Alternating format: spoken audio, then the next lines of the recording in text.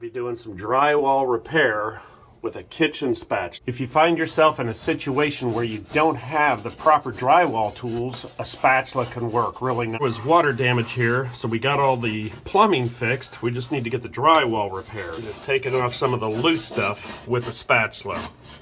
Now if we just painted back over this, it's not going to look nice because you're going to see that seam in there. And of course on this side, this would look terrible if you just paint a bucket of spackle here, so we'll just pull up a little bit and add on a coat.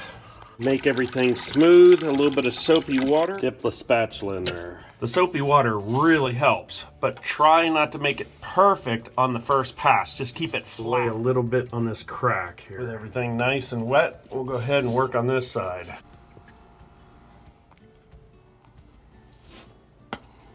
We just want to make sure that it's nice and smooth and the thickness of the paint.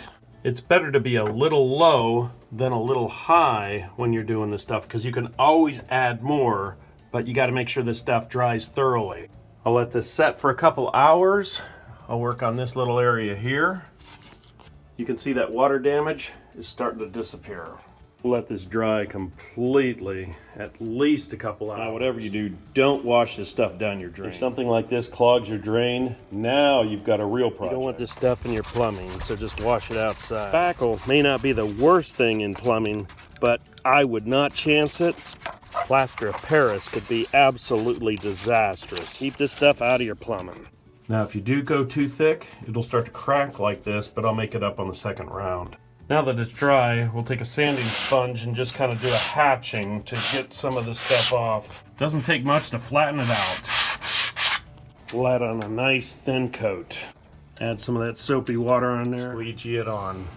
A nice thin coat. Feather it out nice and thin. Starting to look like the right shape. Add the paint on with a cotton ball so we can match the texture. With the paint on, everything looks real nice.